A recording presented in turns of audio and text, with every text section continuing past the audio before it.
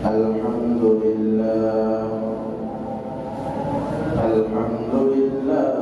نحمده ونستعينه ونستغفره ونعوذ بالله من شرور أنفسنا ومن سيئات أعمالنا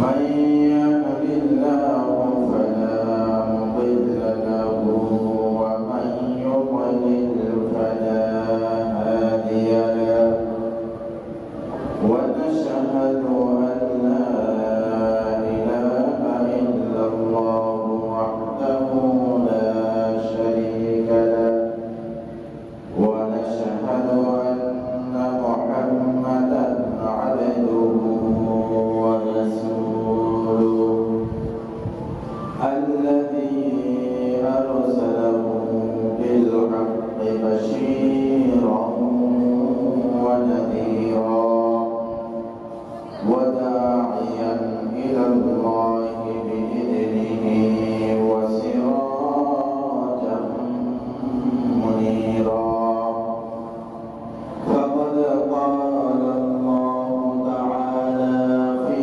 كلامه المجيد وفي فرقانه الحميد إن الله وملائكته يصلون على النبي يا أيها الذين آمنوا صلوا عليه وسلموا تسليما اللهم صل على سيدنا مولانا محمد وعلى آل سيدنا مولانا محمد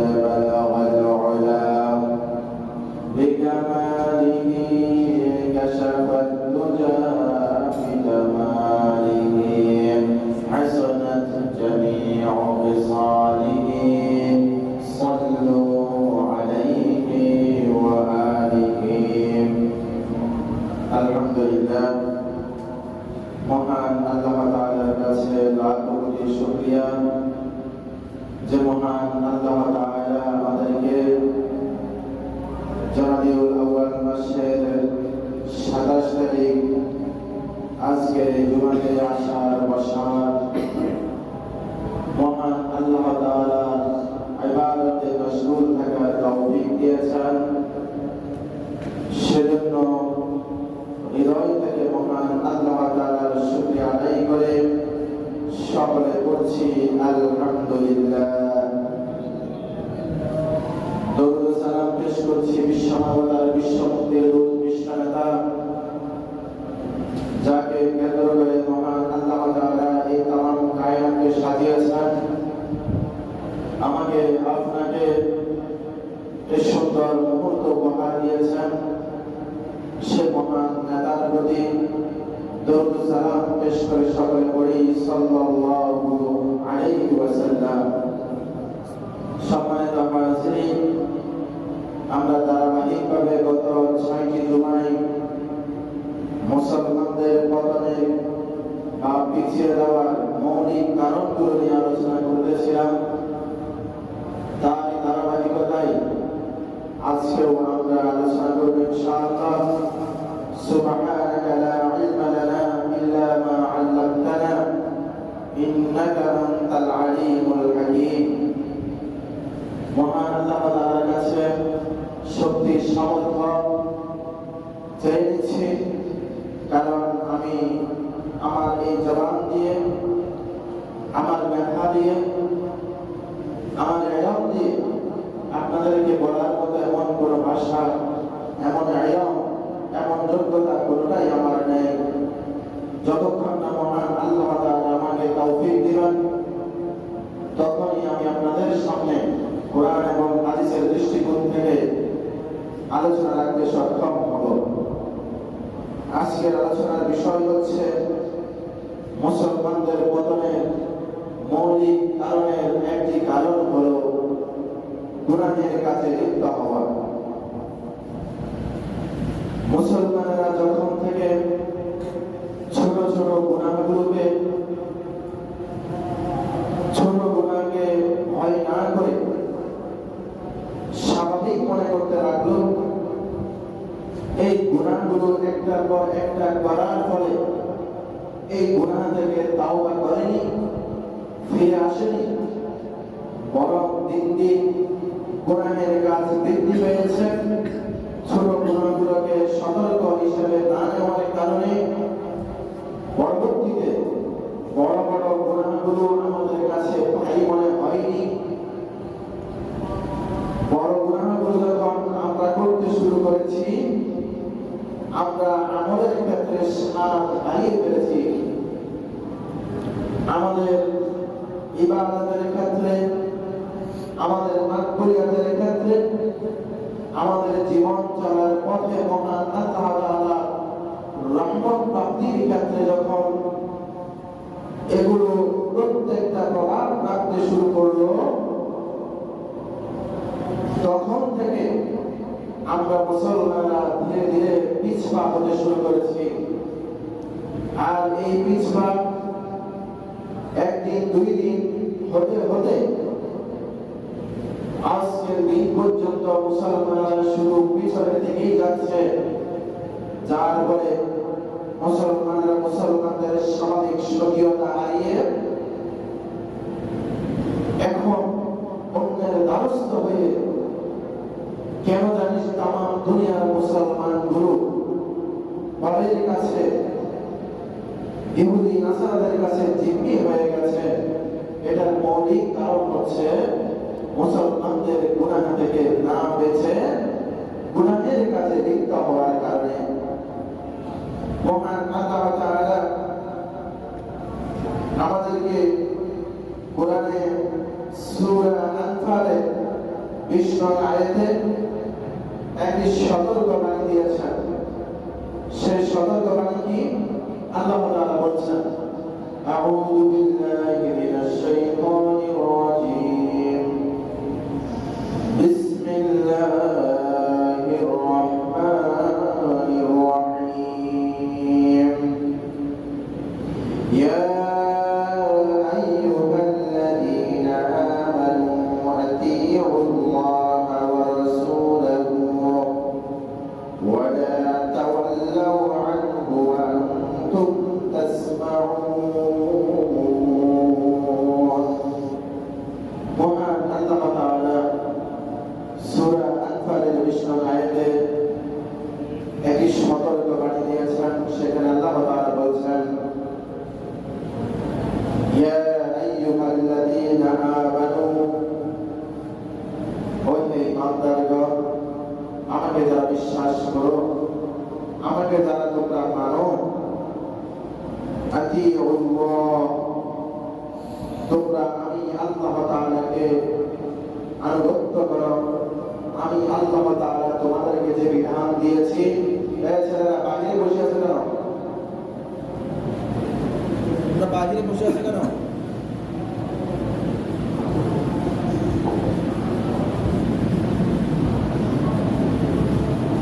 আতিউল্লাহ, তোমরা আল্লাহ তাআলার আনুগত্য করো। মহান আল্লাহ তাআলা আমাদেরকে আল্লাহর বিধানের আনুগত্য করার জন্য বলেছেন। এরপরে বলেছেন, ওয়া রাসূলুহু, রাসূলের আনুগত্য করো। এই যে আল্লাহ তাআলা এখানে বলেছেন আল্লাহ তাআলার আনুগত্য করো, রাসূলের আনুগত্য করো, এই আনুগত্য করাটা আমাদের জন্য ফরজ। এই আনুগত্য করাটা আমাদের জন্য কি? ফরজ। অর্থাৎ আল্লাহ তাআলা আমাদেরকে যে বিধান দিয়েছেন, যে বিষয়ে করার জন্য হুকুম করেছেন, যে বিষয় না করার জন্য হুকুম করেছেন ওই বিষয় করব এবং করব না, এই বিষয়টা বুঝে মানার ক্ষেত্রটাই হচ্ছে আনুগত্য করা। এটা তো আল্লাহ তাআলা এসে আমাদেরকে বলে যাননি, নবীর মাধ্যমে আমাদেরকে বলে দিয়েছেন কোন কাজের আনুগত্য করব, কোন কাজের আনুগত্য করব না, এবং কোন বিষয় মানব, কোন বিষয় ছেড়ে দিব। এই বিষয় নবীর মাধ্যমে আমাদেরকে স্পষ্ট করে দিয়েছেন। এজন্য আল্লাহ তাআলা বলেছেন আতিউল্লাহ ওয়া রাসূলাহু, তোমরা আল্লাহর আনুগত্য করো, নবীর আনুগত্য করো। এরপরে ওয়ালা তাওয়াল্লাউ আনহু, লা তাওয়াল্লাউ, আল্লাহ তাআলা নিষেধ করেছেন তোমরা পৃষ্ঠ প্রদর্শন করিও না, তোমরা পিছ পা হইও না, তোমরা মানার ক্ষেত্রে নিজেদেরকে উদাসীন করিও না। আল্লাহ তাআলা যে বিধান দিয়েছেন সেই বিধানের ক্ষেত্রে নিজেদেরকে গাফেল হিসেবে, অমনোযোগী হিসেবে সাব্যস্ত করিও না। ওয়ান্তুম তাসমাউন, অথচ আমি আল্লাহ তাআলা তোমাদেরকে শোনার জন্য কর্ণ দিয়েছি, সেই কর্ণ দিয়ে, কান দিয়ে আমি যে বিধানগুলো তোমাদেরকে দিয়েছি সেই বিধানগুলো তোমরা শুনছ। আল্লাহ তাআলা কিভাবে বলছেন দেখেন, ও হে ঈমানদারেরা, তোমরা যারা আমাকে বিশ্বাস করো, ঈমান এনেছো আমার প্রতি, আল্লাহ এবং রাসূলের প্রতি, তোমরা যে কর্মবিধানগুলো করার জন্য আদেশ করা হয়েছে সেগুলো আনুগত্যশীল হও আল্লাহ এবং রাসূলের প্রতি। তোমরা ওই আদেশগুলো থেকে পিছ পা হইও না, পৃষ্ঠ প্রদর্শন করিও না, গাফেল হইও না, অমনোযোগী হইও না। অথচ তোমরা সেই বিষয়গুলো শুনতে পাচ্ছ, যে বিষয়গুলো আল্লাহ তাআলা আদেশ করেছেন, যে বিষয়গুলো আল্লাহ তাআলা নিষেধ করেছেন। তাহলে এখানে আল্লাহ তাআলা বলছেন যেগুলো আদেশ করেছেন এবং যেগুলো নিষেধ করেছেন সেগুলো আমরা শুনছি, শোনার পরে যেন আমরা সেগুলো থেকে পিছপা হয়ে না যাই।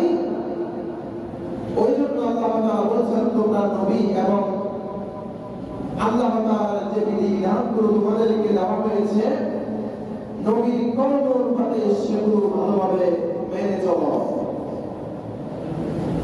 এটা হলো একটি কথা। কেন করব এই বিধানগুলো, কেন মানব? এটা আল্লাহ তাআলা কোরআনের আরেকটি জায়গায় আমাদেরকে উত্তর দিচ্ছেন। সূরা হজ ৭৭ নং আয়াতে আল্লাহ তাআলা বলছেন, ইয়া আইয়ুহাল্লাযীনা আমানু রুকউ ওয়াসজুদু ওয়া'বুদু রাব্বাকুম ওয়াফআলুল খায়রা লা'আল্লাকুম তুফলিহুন। ইয়া আইয়ুহাল্লাযীনা আমানু, ওহে তোমরা যারা ঈমান এনেছো, আল্লাহ তাআলাকে বিশ্বাস করো, ইরকাউ, তোমরা রুকু করো, উসজুদু, তোমরা সিজদা করো, ওয়া'বুদু রাব্বাকুম, তোমরা তোমাদের প্রতিপালকের, তোমাদের রবের মহান আল্লাহ তাআলা ইবাদত বন্দেগীতে লিপ্ত থাকো, ইবাদত বন্দেগী করো। ওয়াফআলুল খায়রা, এগুলো কি? তোমরা ভালো কাজ করো, ইবাদত বন্দেগী কি? ভালো করো, মানা বিষয় কি? ভালো করো, এগুলো তোমরা করো। লাআল্লাকুম, যাতে তোমরা তুফলিহুন, সফল হতে পারো। আল্লাহ তাআলা প্রথম বলছেন আনুগত্য করো। যদি আনুগত্য করতে পারো, ভালো আমলগুলো যদি করতে পারো, তাহলে তোমরা লাআল্লাকুম তুফলিহুন, তাহলে সম্ভবত তোমরা সফল হতে পারবে। তাহলে সফলতার জন্য যে বিধিবিধানগুলো আল্লাহ তাআলা দিয়েছেন সেগুলো মানা রাখবে, যেগুলো নিষেধ করেছেন সেগুলো মানা রাখবে, তাহলে আমরা সফল হতে পারবো। এই হলো দুইটা পয়েন্ট গেল। এখন আসেন, এই বিষয়গুলো তো মানলাম, তাহলে এই বিষয়গুলো গুনাহের সাথে কিভাবে সম্পর্ক হয় এই বিষয়টা আমাদেরকে স্পষ্ট হওয়া প্রয়োজন। আমরা আলোচনা করতেছিলাম মুসলমানদের পতনের মৌলিক কারণের মধ্যে যে কারণগুলো প্রাথমিক পর্যায়ে পড়ে, ওই কারণগুলো সেখানে আমরা 5-6টি বিষয় আলোচনা করেছিলাম। আজকে 7 জুলাই আমরা মুসলমানদের গুনাহের বিষয়টার কারণে যে মুসলমানগুলো পিছিয়ে গেছে, পতন হচ্ছে মুসলমানদের, এই বিষয়টি বলতে চাচ্ছিলাম।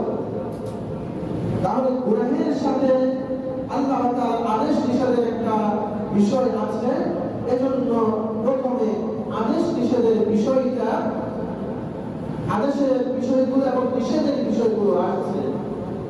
এরপরে আল্লাহ তাআলা বলছেন কোরআনুল কারীমের সূরা নিসা 14 নং আয়াতে আল্লাহ তাআলা বলছেন ওয়া মান ইয়াসিল্লাহা ওয়া রাসূলাহু ওয়া ইয়াতাআদ্দা হুদুদাহু ইউদখিলহু নারান খালিদান ফীহা ওয়া লাহু আযাবুন মুহিন। আল্লাহ তাআলা এখানে দুইটি সতর্ক দিয়েছেন, আমার আদেশ, আমার নিষেধ, নবীর কর্মপদ্ধতি যদি তোমরা আনুগত্যের মাধ্যমে না করো এবং তোমরা ভালো কাজগুলো যদি না করো, তাহলে তোমরা সফল কাম হতে পারবে না। যদি করো তোমরা সফল কাম হবে। এরপরে বলছেন এই যে আমি তোমাদেরকে সফলতার কিছু বিষয় বলে দিয়েছি, সেই বিষয়গুলো যদি তোমরা অবাধ্য হও, ওয়া মান ইয়াসিল্লাহা ওয়া রাসূলাহু, যেই ব্যক্তি আল্লাহ এবং আল্লাহর রাসূলের কর্মপদ্ধতির বিপরীত করে, আসা ইয়াসি শব্দের অর্থ অবাধ্য হওয়া, অন্য মনস্ক হয়ে কাজ করা, যে বিষয়ে কাজ করার জন্য বলা হয়েছে সেই বিষয়ে কাজ না করা। আল্লাহ তাআলা বলছেন সূরা নিসা 14 নং আয়াতে ওয়া মান ইয়াসিল্লাহা ওয়া রাসূলাহু, যেই ব্যক্তি আল্লাহ এবং আল্লাহর রাসূলের কর্মপদ্ধতির বিপরীত করে, অমান্য করে, ওয়া ইয়াতাআদ্দা হুদুদাহু, তাআদ্দি শব্দের অর্থ হচ্ছে সীমা লঙ্ঘন করা। তো আল্লাহ তাআলা বলছেন ওয়া ইয়াতাআদ্দা হুদুদাহু, যেই ব্যক্তি আল্লাহ তাআলার সীমা রেখা, কর্মপদ্ধতি, হালাল হারামের, বৈধ অবৈধ যে সীমা রেখা আল্লাহ তাআলা দিয়েছেন, সেই সীমা রেখা যদি কেউ অতিক্রম করে, আল্লাহ তাআলা সরাসরি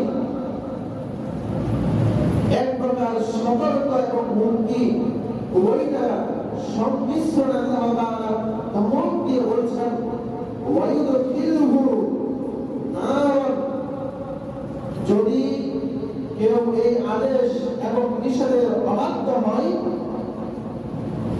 ইউদখিলহু নারান, আমি সরাসরি তাকে জাহান্নামে নিক্ষেপ করব, বলি নাউযু বিল্লাহ।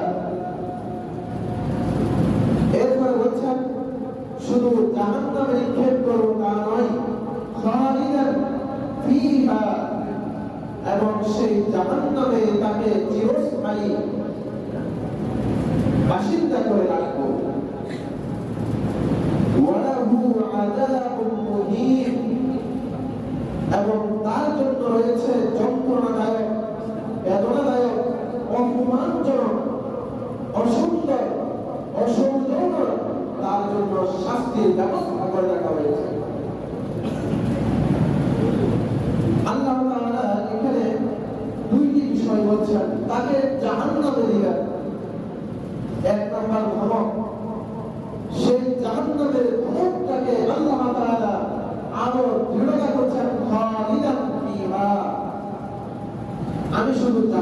দিব না, তাকে জাহান্নামের চিরস্থায়ী বাসিন্দা করে রাখবো।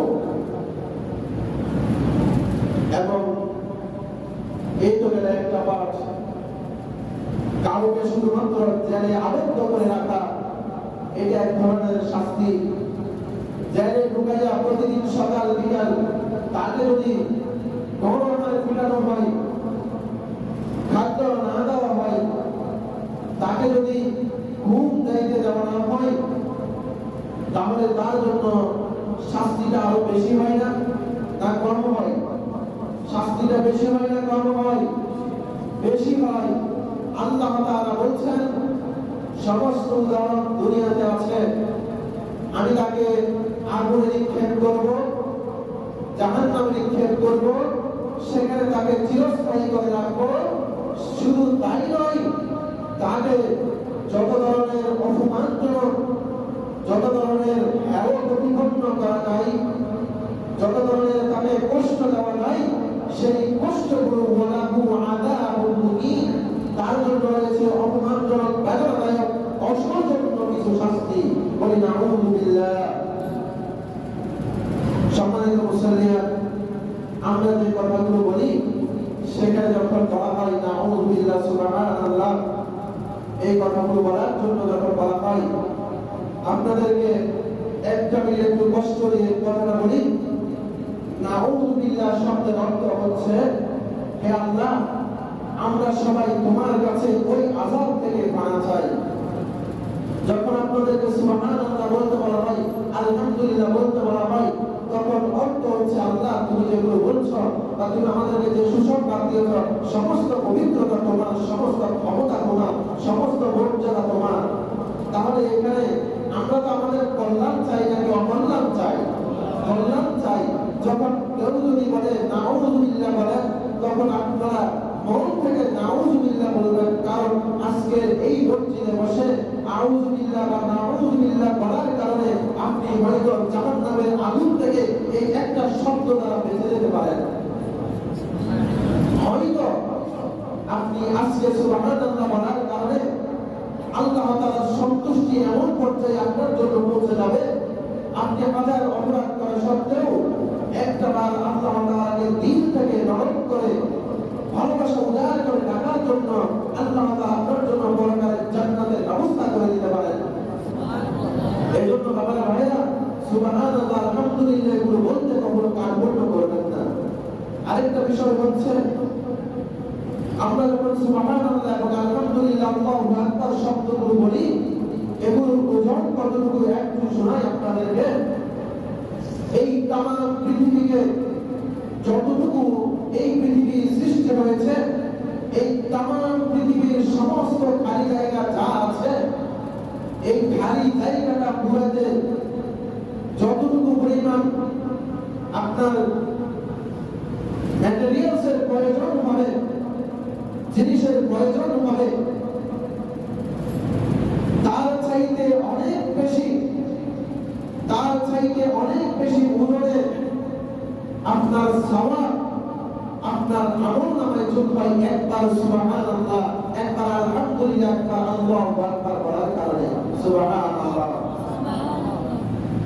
তাহলে এই একটা সুবহানাল্লাহ মানে এই পুরো পৃথিবীর সমান যদি ধরেন, তার চাইতে তো বেশি বলছে। যদি এই পৃথিবীর সমান ধরেন, আপনি যদি একটা জুমাতে, আসরের নামাজে, ফজর নামাজে, জোহরের নামাজে সুবহানাল্লাহ, আলহামদুলিল্লাহ, আল্লাহু আকবার বলেন, এটা যদি হৃদয় থেকে পড়েন, আপনার জন্য কতটুকু সওয়াবের ব্যবস্থাপনা আল্লাহ তাআলা রেখেছেন। এরপরে মহান আল্লাহ তাআলা আমাদেরকে, আমরা যারা হৃদয় থেকে গুনাহ থেকে বাঁচার জন্য চাই, নিজের মন থেকে বাঁচতে চাই গুনাহগুলো থেকে, তাদের জন্য আল্লাহ তাআলা সুসংবাদ দিচ্ছেন। সূরা হুজুরাতের 7 আয়াতে আল্লাহ তাআলা বলেন, 7 আয়াতের শেষের অংশে আল্লাহ তাআলা বলেন, ওয়ালাকিন্নাল্লাহা হাব্বাবা ইলাইকুমুল ঈমান ওয়া যায়্যানাহু ফী কুলুবিকুম ওয়া কাররাহা ইলাইকুমুল কুফরা ওয়াল ফুসুকা ওয়াল ইসয়ান উলাইকা হুমুর রাশিদুন।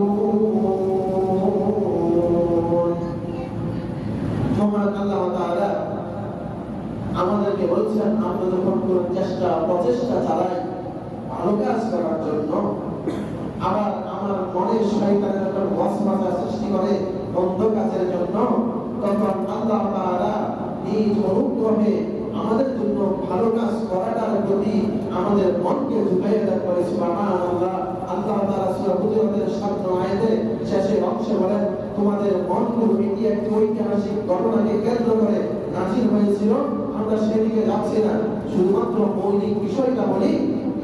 আমরা যখন অন্যায় কাজ, গর্হিত কাজ, অসুন্দর কাজ করার জন্য চেষ্টা করি, তখন আমাদের অন্তরে যে ঈমান আছে সেই ঈমান আমাদেরকে খারাপ কাজ করতে বাধা দেয়। একজন নামাজীকে সিগারেট খেতে বাধা দেয়, একজন নামাজীকে মিথ্যা কথা বলতে বাধা দেয়, একজন নামাজীকে, একজন রোজাদারকে ফাহিশা বিষয়ে জড়াতে বাধা দেয়, একজন হজকারীকে মন্দ কাজের দিকে যেতে বাধা দেয়। তাহলে এই যে বাধা দেওয়ার বিষয়টা যে অন্তরে সৃষ্টি হয়, সেটা আল্লাহ তাআলা বলেছেন এটা আমার অনুগ্রহ সৃষ্টি হয় যখন তোমরা ভুল কাজের দিকে যেতে চাও। ওয়ালাকিন আল্লাহ তাআলা বলেছেন ওয়ালাকিন আল্লাহ, কিন্তু আল্লাহ তাআলা হাব্বাবা ইলাইকুমুল ঈমান, তোমাদেরকে ঈমানের প্রতি মহব্বত সৃষ্টি করে দেন, ভালোবাসা সৃষ্টি করে দেন। ওয়া যায়্যানাহু ফি কুলুবিকুম, আল্লাহ তাআলা তোমাদের হৃদয়গুলোকে সুন্দর করে দেন, সুসজ্জিত করে দেন, ঈমানের বলবলিয়ান করে দেন।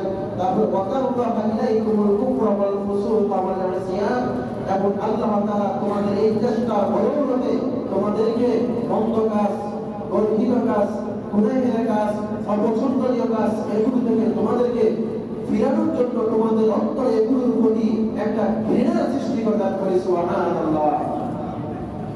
এরপরে বলছেন উলাইকা হুমুর রাশিদুন, এই যে যারা মন্দ কাজ করতে নিজের অন্তরে বাধা দেয়, যাদের অন্তর মন্দ কাজে বাধা দেয়, যাদের অন্তরগুলো গুনাহের কাজে লিপ্ত হতে বাধা দেয়, তাদেরকে আল্লাহ তাআলা বলেছেন উলাইকা হুমুর রাশিদুন, এই মানুষগুলো হচ্ছে হেদায়েতপ্রাপ্ত মানুষ। এই মানুষগুলো কি প্রাপ্ত মানুষ? হেদায়েতপ্রাপ্ত মানুষ। বাবারা ভাইরা দেখেন, এখন থেকে ঠিক 50 মিনিট আগে আযান দেওয়া হয়েছে। ঠিক এই সময় থেকে 50 মিনিট আগে আযান দেওয়া হয়েছে। আপনাদেরকে উদাহরণ দিচ্ছি বোঝার জন্য। অথচ আল্লাহ তাআলা নবীর মাধ্যমে আমাদেরকে জানিয়েছেন জুমার দিন আযান দেওয়া, জুমার যে আযান দেওয়া হয়, এই আযানের পরে দুনিয়াবি হাইসিয়তে, দুনিয়াবি প্রয়োজনে কোনো কাজ করা সম্পূর্ণরূপে হারাম। কেন? কারণ আজকে জুমাবার আলোচনা হবে, খুতবা হবে। 4 রাকাত জোহরের নামাজকে আল্লাহ তাআলা 2 রাকাত করে দিয়েছেন, আর 2 রাকাত রেখেছেন। এই যে আলোচনা শুনছেন, খুতবা শুনছেন, এটার ভিতরে আল্লাহ তাআলা কি করে দিয়েছেন? শামিল করে দিয়েছেন। তাহলে সেই সমস্ত মানুষগুলো আযান শোনার পরে দুনিয়াবি কাজে জড়িয়ে এখন পর্যন্ত মসজিদে আসতে পারে নাই, তাদের অন্তরগুলো আর আপনাদের অন্তরগুলো উভয়টা কি সমান? কথা বলবেন, উভয়টা কি সমান? আপনাদের অন্তরে আল্লাহ তাআলা ভালোবাসা সৃষ্টি করে দিয়েছেন বিরাই, নামাজের জন্য ভালোবাসা সৃষ্টি করে দিয়েছেন বিরাই, খুতবা শোনার প্রতি ভালোবাসা সৃষ্টি করেছেন বিরাই, আপনারা সেই অনুপাতে মসজিদে চলে আসার চেষ্টা করেছেন। আল্লাহ তাআলা আপনাদেরকে সেটার উপরে সফলতা দিয়েছেন। আর যাদেরকে আল্লাহ তাআলা সুযোগ দিয়েছেন কিন্তু তাদের পরিবেশের কারণে, একানার কারণে, অপছন্দনীয় হওয়ার কারণে নামাজ তো পড়বো, নামাজ 2 রাকাত, ওটা গিয়ে পড়লে তো হয়ে গেল, এই চিন্তা করে যারা এখনো পর্যন্ত আসতে পারে নাই, তাদেরকে তো আল্লাহ তাআলা সুযোগ দিয়েছেন কিন্তু তারা আসার তৌফিক পায় নাই। এটাই হচ্ছে আপনার মাঝে তাদের মাঝে পার্থক্য। সম্মানিত হাজিরিন, মসজিদের জন্য কালেকশন করা হচ্ছে, আপনারা আপনাদের মুক্ত হস্তে মসজিদের জন্য দান করুন এবং আলোচনাগুলো ভালোভাবে শ্রবণ করুন। এরপর আল্লাহ তাআলা বলেছেন ফাদলাম মিনাল্লাহি ওয়া নি'মা ওয়াল্লাহু আলীমুন হাকীম, এই যে তোমাদেরকে ভালোবাসা সৃষ্টি করে দিয়েছি মসজিদের প্রতি, নামাজের প্রতি। এখন তো মুসলমানের অনেকগুলো সন্তান আছে, চায়ের দোকানে সিগারেট খাচ্ছে, এখনো তো মুসলমানের অনেক সন্তান আছে ঘুম থেকে উঠে নাই। এখনো তো মুসলমানের অনেক সন্তান আছে যারা নামাজের জন্য প্রস্তুত হতে পারে নাই। তাহলে ফাদলাম মিনাল্লাহি ওয়া নি'মা, আল্লাহ তাআলা তাদেরকে সুস্থ রেখেছেন, খাদ্যের সংস্থান করেছেন, কান দিয়ে শোনার তৌফিক দিয়েছেন, এরপরও তারা আসতে পারে নাই। তাহলে তাদের প্রতি আল্লাহ তাআলা যে অনুগ্রহ করেছেন সেই অনুগ্রহের বিপরীতে আল্লাহ তাআলার অবাধ্যতা হয়েছে কি হয় নাই? তারা কি অবাধ্য না বাধ্য? তারা অবাধ্য। আল্লাহু আলীমুল হাকীম, আল্লাহ তাআলা আমাদের প্রত্যেকের বিষয়ে সম্যজ্ঞাত। আল্লাহ তাআলা মহাপ্রজ্ঞাময়, আমাদের সমস্ত বিষয় আল্লাহ তাআলা জানেন। সম্মানিত হাজিরিন, এতক্ষণ পর্যন্ত আমরা কথার মৌলিক জায়গাতে ছিলাম। এবার আসুন, এই যে এতক্ষণ পর্যন্ত কোরআনের কয়েকটা আয়াত আপনাদের সামনে উপস্থাপন করেছি, এই কয়েকটা আয়াত কেন বলেছি আপনাদেরকে, এবার মৌলিক বিষয়ে আমরা আরেকবার আপনাদেরকে স্মরণ করিয়ে দিই। আমাদের বিষয় ছিল মুসলমানদের পতনের মৌলিক কারণের অন্যতম কারণগুলো কি। সেখানের মধ্যে আমরা মুসলমানদের নেতৃত্ববান এমন মানুষের কাছে যারা ইসলাম সম্পর্কে, কুরআন হাদিস সম্পর্কে, নবী সম্পর্কে ওয়াকিবহাল নয়, এমন ব্যক্তিরা মুসলমানদের নেতৃত্ব দিচ্ছে। এরপরে আমরা বলেছিলাম সন্তানগুলো পিতামাতার অবাধ্য হওয়া। এরপরে আমরা নামাজের বিষয়ে বলেছিলাম। নামাজের বিষয়ে আমরা একাধিক জমাতে আলোচনা করেছিলাম। এরপরে আমরা ধারাবাহিকভাবে আরো কিছু বিষয় আপনাদের সামনে বলেছিলাম।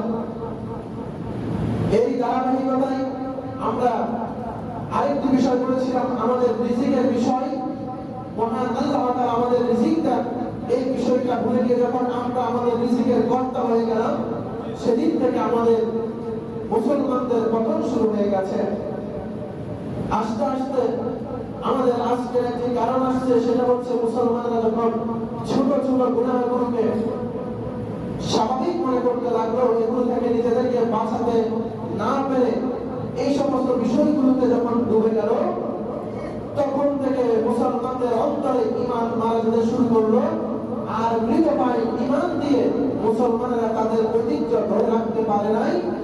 এই ঐতিহ্য ধরে না রাখার কারণে, না রাখতে পারার কারণে মুসলমানেরা আজকে পিছপা হতে হতে এমন একটি পর্যায়ে চলে গেছে, এখন নিজের অস্তিত্ব নিজের বুঝেও এখন বাস্তবিকতার জায়গাতে দাঁড়াতে পারে না মুসলমান। আল্লাহ রাসূল সাল্লাল্লাহু আলাইহি ওয়াসাল্লাম আমাদেরকে সতর্ক করেছেন, এমন একটা সময় আসবে যখন মুসলমানদের প্রতিটা ঘরে ঘরে নাচ গান, অডিও ভিডিও, গুনাহের যত ধরনের সরঞ্জাম আছে, এই সমস্ত সরঞ্জামের ব্যাপক বৃদ্ধি পাবে। এগুলো ব্যাপক হারে বৃদ্ধি পাওয়ার কারণে এগুলোকে কোনো গুনাহ মনে করবে না। যেমন আমরা যদি বলি, স্বাভাবিকভাবে আমরা এখন মজা করে, ঠাট্টা করে, ছোট হোক বড় হোক মুরব্বী হোক, এদের সাথে ঠাট্টা বিদ্রুপ করাটাকে, যে কোনো সময়ে তাদের সাথে মস্কারি করাটাকে অসুন্দর ভাষায়, অশালীন ভাষায়, অসুন্দর শব্দ দিয়ে, অশালীন শব্দ দিয়ে মস্কারি করাটাকে আমরা এখন কোনো বিষয় মনে করি না।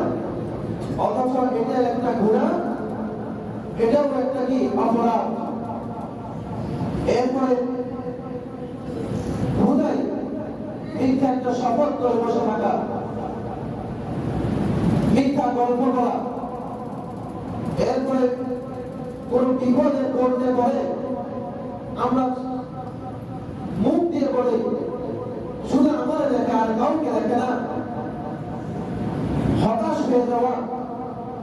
ইবাদতের ক্ষেত্রে আসবো আসবো করতে করতে সময় চলে যায়, সেহরি খাওয়ার খাবো খাবো উঠবো উঠবো করে সেহরি খাওয়ার সময় চলে যায়, নামাজে আসবো বলে নামাজের ওয়াক্ত চলে যায়, হজ করবো বলে আমার দেহ কাটিয়ে উঠে যায়, এরপরে ভালো কাজ করবো বলে আজকে কালকে করবো বলে আমাদের জীবন একেবারে বৃদ্ধ বয়সে উপনীত হয়ে যায়, আমরা ফিরে আসি না। এরপরে আমাদেরকে আল্লাহ তাআলা যে সুন্দর একটা ব্যবস্থাপনা শিখিয়েছেন, ছোটরা বড়রা ছোটদেরকে সালাম করবে, সালামকে ভুলে যাওয়া, মুসলমানদেরকে আপ্যায়ন করবে এটা ভুলে যাওয়া, পরোপকারী না হয়ে শুধুমাত্র আত্মকেন্দ্রিক হয়ে যাওয়া, অযথা মানুষকে গালি দেওয়া, সুন্নাহ আমলগুলো ছেড়ে দেওয়া এবং সুন্নাহ আমলের প্রতি নিজেকে হেফাজত না করা, সকালে আল্লাহ তাআলা যে কোরআন পড়ার জন্য বলেছেন সেই কোরআন না পড়া, এরপরে মানুষকে নিয়ে মন্দ চিন্তা করা, এগুলো প্রত্যেকটার বিষয়ে আল্লাহ তাআলা কোরআনুল কারীমে গুণ করেছেন। আল্লাহ তাআলা বলেছেন, ইয়া আইয়ুহাল্লাযীনা আমানু ইজতানিবু কাসীরাম মিনায-যন্ন, ও মুমিনেরা তোমরা মন্দ ধারণা করিও না। এরপরে আমরা আপ্যায়ন করে গেছি মুসলমানদেরকে, আমরা এখন আমাদের বাসায় মেহমান না আসাকে পছন্দ করি, আতিথেয়তাকে অপছন্দ করি, আলহামদুলিল্লাহ যারা করেন। অথচ আসরের ময়দানে যখন আমাকে জাহান্নামে নিয়ে যাওয়া হবে, তখন জাহান্নামের ফেরেশতা আমাকে জিজ্ঞাসা করবে, মানে তুমি কেন জাহান্নামে এসেছো? তখন আমরা কি উত্তর দিব? আল্লাহ তাআলা কোরআনুল কারীমে বলছেন, লাম নাকু মিনাল মুসাল্লিন ওয়া লাম নাকু নুতি'মুল মিসকিন। আমরা তো এমন মানুষ, আমরা মুসল্লি ছিলাম না, নামাজি ছিলাম না, ওয়া লাম নাকু নুতি'মুল মিসকিন, আমরা অসহায় মানুষদেরকে খানা খাওয়াতাম না, দুস্থ মানুষদেরকে সাহায্য সহযোগিতা করতাম না। এরপরে সালামের বিষয়ে আল্লাহ রাসূল বলেছেন, তোমরা পরিচিত অপরিচিত মানুষকে সালাম প্রদান করো, এতে তোমাদের জন্য প্রভূত কল্যাণ রয়েছে। তারপরে হযরত উকবা ইবনে আমির থেকে বর্ণিত, তিনি রাসূলকে বলেছেন, ওয়া রাসূল সাল্লাল্লাহু আলাইহি ওয়াসাল্লাম, মান নাজাত, মুক্তি কিসে? রাসূলুল্লাহ সাল্লাল্লাহু আলাইহি ওয়াসাল্লাম নবী বলেছেন, আমসিক আলাইকা লিসানাকা, ওহে মানুষ শুনে রাখো, কান খুলে। হযরত উকবা ইবনে আমিরকে আল্লাহ রাসূল কি উপদেশ দিচ্ছেন? আল্লাহ রাসূল বলেছেন, আমসিক আলাইকা লিসানাকা, তোমার উপর কর্তব্য হচ্ছে তোমার জিহ্বাকে সংযত করা, ওয়া ইয়াসাকা বাইতুকা, তোমার উচিত নিজেকে আড্ডাখানায় না নিয়ে নিজের ঘরে নিজেকে সংযত রাখা, ওয়াবিকি আলা খাতিয়াতিক, নিজের ভুলের জন্য গুনাহের জন্য ক্রন্দন করা। হযরত সুফিয়ান সাউরি রাহিমাহুল্লাহ এই হাদিসের সাথে তিনি একই কথা বলেছেন, হাযা জামানুস সুকুত, এই সময়টা হচ্ছে চুপ থাকার সময়, ওয়ালুজুমুল বুয়ুত, নিজের জন্য ঘরকে লাজিম করে নেওয়া, বাধ্যবাধকতা করে নেওয়া নিজের ঘরটাকে নিজের জন্য, ওয়ারিদা বিল কুত, যা আল্লাহ তাআলা সম্পদ দিয়েছেন তার প্রতি সন্তুষ্ট থাকা, ইলা আন তামুত, মৃত্যু অবধি। এরপরে এই সমস্ত ছোট ছোট গুনাহগুলো যদি আমরা ছাড়তে না পারি, তাহলে আমাদের কি হয়?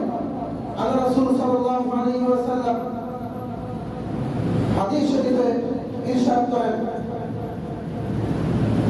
আল্লাহ রাসূল সাহাবীদেরকে উদ্দেশ্য করে বলছেন,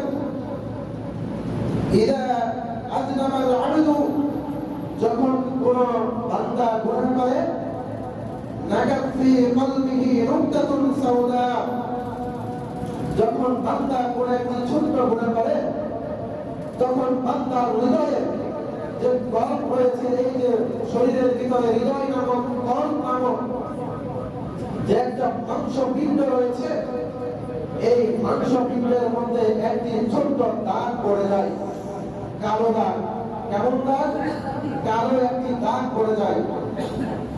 ফাইত্তাবা ওয়া নাযারা, যদি সে তাওবা করে, ওয়াস্তাগফারা, ইস্তিগফার করে, নাযা, ওই যে ছোট্ট যে একটা দাগ পড়েছে হৃদয়ে, সেই দাগটা মুছে যায়। ওই জাদা জাদা, এই কথাটা দুইবার রিপিট করা হয়েছে। যদি সে গুনাহের কাজ আরেকটা করে, তাওবা না করে, আরেকটা দাগ করে, আরেকটা করে, আরেকটা দাগ করে, যদি সে তাওবা না করে এভাবে গুনাহ করতে থাকে বান্দা, তাহলে তার এই গুনাহের কারণে যে কলব রয়েছে, এই কলবটা দাগ হতে হতে কালো হয়ে যায়। অর্থাৎ তার কাছে দ্বীন ইসলাম, আমল, আল্লাহ তাআলার বিষয়, নবীর আনুগত্য বিষয়গুলো তার কাছে তখন আর ভালো লাগে না, কারণ তার হৃদয়টা নষ্ট হয়ে গেছে, পৌঁছে গেছে। যদি সে তাওবা করে, যতটা গুনাহ করে তাওবা করে ফেলে, তাহলে তার হৃদয়টা পরিষ্কার থাকে। এখন আসুন, এই কেন আমরা আজকে গুনাহের বিষয়টা নিয়েছি? আপনি দেখবেন আপনার অন্তর বা হৃদয় বা কলব যে রয়েছে, এই কলব যদি আপনার পরিশীলিত, পরিশুদ্ধ, সুন্দর, সহিহ থাকে, আপনার কাছে কুরআন এবং হাদিসের যদি কোনো বাণী বলা হয়, وَإِذَا تُلِيَتْ عَلَيْهِمْ زَادَتْهُمْ إِيمَانًا وَعَلَى رَبِّهِمْ يَتَوَكَّلُونَ, আল্লাহ তাআলা বলছেন, যখন আমার কোন বিষয় বান্দাদের সামনে, মানুষের সামনে উপস্থাপন করা হয়, যাদের হৃদয় ভালো রয়েছে, যারা গুনাহে লিপ্ত হয় না, তাদের ঈমান বৃদ্ধি পায়, তাদের অন্তঃকরণ, তাদের শরীরের লোমগুলো দাঁড়িয়ে যায় আল্লাহ তাআলার ভয়ে ভীত হয়ে, আর তারা আল্লাহ তাআলার প্রতি সম্পূর্ণ তাওয়াক্কুল হয়। যদি তারা গুনাহ করতে করতে এত বেশি হয়ে যায় গুনাহের পরিমাণ, জান্নাত জাহান্নাম, গুনাহ থেকে বাঁচার জন্য নবীর কোন আদেশ নিষেধ যদি বলা হয়, অন্তরে যদি কোন প্রকারের অনুভূতি না এসে থাকে, তাহলে মনে রাখবেন, আপনার অন্তর বুঝে দিবেন, আপনার অন্তর, সেই পোষা অন্তরে, সেই রুগ্ন অন্তরে, অপূর্ণ অন্তরে আপনার অন্তরটা শামিল হয়ে গেছে। অর্থাৎ যে ডাকটা শোনার পরে আপনার হৃদয়টা কাঁপে নাই, আল্লাহ তাআলার কথাগুলো বলার পরে যে হৃদয় থেকে আল্লাহর ভয় জাগ্রত হয় নাই, যদি আপনার বর্তমানে দশাবস্থায় অনুরূপ মনে হয়ে থাকে, আপনার উপর ওয়াজিব নয়, ফরজ হয়ে গেছে বারবার আল্লাহ তাআলার কাছে তাওবা করা। যদি তাওবা না করেন, এভাবে আপনি ধীরে ধীরে আপনার আমল, আপনার নসিবত, আপনার দিনিয়তগুলো হারিয়ে ফেলবেন, আর এরপরে আপনি মৃত্যুর শয্যায় একজন মুনাফিক হিসাবে, ঈমানহারা হিসাবে, কাফের বেঈমান হিসাবে মৃত্যুবরণ করতে পারেন। আল্লাহ তাআলা যেন আমাদের সবাইকে গুনাহ থেকে বাঁচার তৌফিক দান করেন, আমরা বলি আমিন। আমাদের এই বিষয়ে আলোচনা শেষ নেই, ইনশাআল্লাহ আগামী জুমায় আমরা এই বিষয়ে আলোচনা শেষ করব। সম্মানিত হাজির, দুটি এলান আছে, আমরা একটু মনোযোগ দিয়ে এলানগুলো শুনি। প্রথমত, আমাদের সম্মানিত অধ্যক্ষ মহোদয় হুজুর, ওনার আব্বা এবং ওনার আম্মা উভয়জন অসুস্থ, ওনার আব্বা মেডিকেল ভর্তি আছেন। বার্ধক্যজনিত কারণে খুবই অসুস্থ, আমাদের কাছে দোয়া চেয়েছেন। হুজুরের পরিবারও অসুস্থ, হসপিটালে আসার সময় গাড়ি দুর্ঘটনায় হুজুরের আহলিয়া অ্যাক্সিডেন্ট হন, দুর্ঘটনার শিকার হয়ে ওনার হাত বা হাড়ের কোন একটা অংশ ফ্র্যাকচার হয়েছে। আজকে বা কালকে ওনার অপারেশন আছে, আমাদের কাছে দোয়া চেয়েছেন। এরপরে আমাদের অত্র কমপ্লেক্সের সম্মানিত সভাপতি জনাব লিয়াকত সাহেব অসুস্থ অবস্থায় চট্টগ্রামে আছেন, আমাদের সকলের কাছে দোয়া চেয়েছেন, আমরা ওনার জন্য দোয়া করব। খাগড়াছড়ি উপজেলার সম্মানিত সাবেক চেয়ারম্যান শানে আলম, উনি আমাদের কাছে দোয়া চেয়েছেন। উনি ওমরা করতে গিয়েছেন গতকালকে, আমাদের কাছে আমাদের সবাইকে সালাম বলেছেন, দোয়া চেয়েছেন, আমরা ওনার জন্য দোয়া করব। এরপরে আমরা বিগত কয়েক জুমা আগে আমাদের সম্মানিত একজন মুসল্লি জনাব আব্দুল সালাম সাহেবের জন্য দোয়া করেছিলাম। আলহামদুলিল্লাহ উনি আমাদের কাছে সুস্থ অবস্থায় ফিরে এসেছেন, উনিও দোয়া চেয়েছেন, সালাম করেছেন, ওনার জন্য দোয়া করবেন। সর্বশেষ আমাদের প্রত্যেক মাসে জিকির হয়ে থাকে। দুর্ঘটনাবশত যেহেতু হুজুর হসপিটালে ব্যস্ত রয়েছেন, এই সপ্তাহে অর্থাৎ গতকালকে আগামীকালকে হুজুরের আসা সম্ভব নয়। উনি আন্তরিকভাবে দুঃখ প্রকাশ করেছেন, দোয়া চেয়েছেন। ইনশাআল্লাহ আপনারা সবাই দোয়া করবেন। আগামী মাসে আমাদের আল্লাহ তাআলা যদি আমাদেরকে সেই পর্যন্ত রাখেন, সুস্থ রাখেন, আগামী মাসে ইনশাআল্লাহ শেষ শনিবার জিকির হবে, আগামীকালকে শনিবারে জিকির হবে না। সর্বশেষ একজন ব্যক্তি আমাদের কাছে দোয়া চেয়েছেন, ওনার সন্তান হারানো গিয়েছে, কয়েকদিন হয়েছে, আরো বেশি হয়েছে, সন্তান পাওয়া যায়নি, আমাদের কাছে দোয়া চেয়েছেন, আমরা ওনার জন্য দোয়া করব। আল্লাহ তাআলা যেন আমাদের সবাইকে সমস্ত বিপদ আপদ বা মুসিবত থেকে মাহফুজ রাখেন, আমরা বলি আমিন। ওয়া আখিরু দাওয়ানা আলহামদুলিল্লাহি রাব্বিল আলামিন। আসসালামু আলাইকুম ওয়া রাহমাতুল্লাহি ওয়া বারাকাতুহু।